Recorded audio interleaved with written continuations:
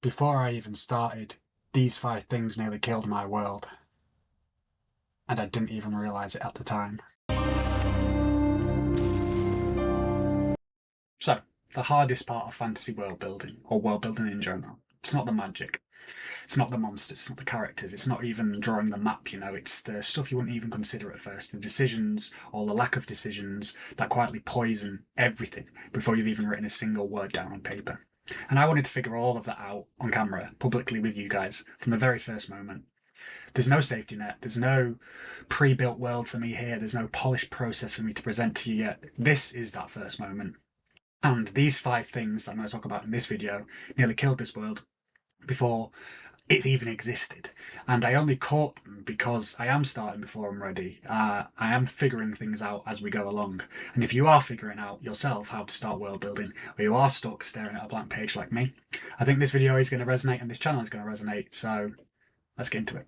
Number 1, building a world without a call question. This nearly killed everything. I had my ideas, I had the aesthetic in my mind of what I wanted the world to look like. I had a rough idea of the kind of world I wanted. Dark, grounded, realistic, high stakes, and I've just started designing before I even knew what the world was actually asking. And then I sat down one night and I realised I couldn't answer the simplest question: what is this world for? Not what's in it, what it's asking. And every great world is built on a question. It's not built on the plot, a character. It's built on a question. It's built on all those things, but the question is what makes these things matter. The one underneath everything, the one the whole world exists to explore. I sat with that for a long time, because when you actually ask it honestly, most of what you've built doesn't survive the answer. My question, the one everything now grows from, as mentioned in the previous video, is this: what happens when the only thing keeping humanity alive is the one bond they fear breaking the most? That's the heartbeat. Every decision in this world from now has to be made with this in mind. And here's the thing about a question like this: it's not fixed. Different eras within this world might ask it differently. But right now, at the very start of this process, at the very start of this build, this is the question. I'm building with everything grows from here. Without it, you're aiming an arrow with no target. The effort is real, but the direction is missing. Number 2, forgetting that the map is the story. I've spent a decent amount of time drawing this. I haven't landed on a definitive design yet. It keeps changing. I keep drawing different designs. I consider myself quite the perfectionist occasionally, so I need it to feel right. For a while I was treating it like a decoration, like this was just a visual of things, a nice looking backdrop. But the map isn't a decoration, the map is decisions. Every coastline is a trade route or a barrier. Every mountain range is a reason that 2 civilizations may never meet. What causes it to break? Every broken continent here is a story that hasn't been told yet. When I wrote that question on the page, I wasn't asking a geography question. I was asking a history question, a war question, or a character question. The moment you start treating the map as narrative infrastructure, the whole world gains weight.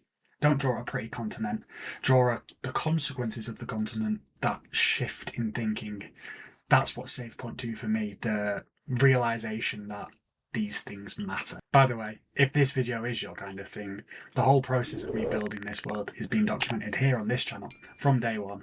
Every map, every decision, every mistake, there's going to be a lot of them, I'm sure, in real time. So do hit subscribe if you don't want to miss any of it. Number 3, letting the greats build your world for you. This one's subtle and it's dangerous, because it doesn't feel like a mistake when you're doing it. It feels like research, when you're doing lore breakdowns. You're studying maps from the world you love. You're deep in fantasy world building videos, trying to understand how these universes kind of actually work. And all of that is genuinely useful. Don't stop doing it. I'm not going to stop doing it. But there's a point where inspiration becomes dependency, where you stop asking, what does my world need? And start asking, what would they do here? What would Tolkien do? What would Sanderson do here? And the moment you do that, you're not building your world anymore. You're building a worse version of the world they've already built. I've caught myself doing this early on, referencing so many worlds that I was kind of building a collage instead of a universe. Like, the fix for this I found is I've stopped asking what my inspirations would do, these greats, and I've started asking what my core question demands. That question from point 1, it filters everything from this starting point. If a world-building decision doesn't serve that question, it just doesn't belong here. It's as simple as that. And that might be difficult because obviously I take a lot of inspiration from these people, but their inspirations and their reasons are different to mine. Number 4, being so afraid of tropes you never actually start. This one, I reckon, stops more people from doing any fantasy world building or world building at all than anything else on this list. You'll start designing, you'll come up with an idea, you'll create a character, and you'll think some version of this already exists, or this has been done before, so what's the point? Why am I bothering? Here's the thing though, every trope exists because it's resonated with people in the past. Chosen Ones, Dark Lords, Ancient Prophecies, these things get repeated because they work historically. You know, the question isn't whether your world has familiar elements, the question is what you do with them. My world has a single continent that fractures. You could say that's been done before, but no other world is asking my question. No other world has my answer. That's what makes it mine. The blank page isn't failure. The blank page just means you haven't started yet. And not starting, that's the only actual mistake. And number 5 is building a world that has no past. That button, that's the delete world button on World Anvil. And there was a time and moment early in this process that I nearly pressed it. Not because I felt the world was bad, but because it felt weightless. People could do things could happen in it, but I didn't know why anything was the way it was. And if I don't know that, the audience will feel it, even if they can't name it.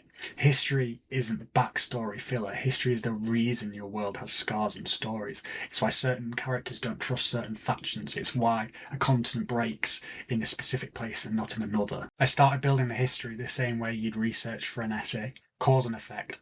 What caused the changes? War, disaster, what rose? And then the world got real. The world got heavy. Not because I added just more stuff, but because everything that existed or exists in this world now has a reason. The question had a reason. The whole thing clicked. If your world is feeling thin right now, you probably don't need more ideas. You need more past. You need more history. As this makes everything matter. It brings everything together and it gives you stakes and context for the whole story. 5 things. No core question. No geography as narrative. Chasing the greats, trope paralysis, and no history. These are the things that nearly ended my project before I even gave myself a chance. But here's what you need to understand. This is only day 1.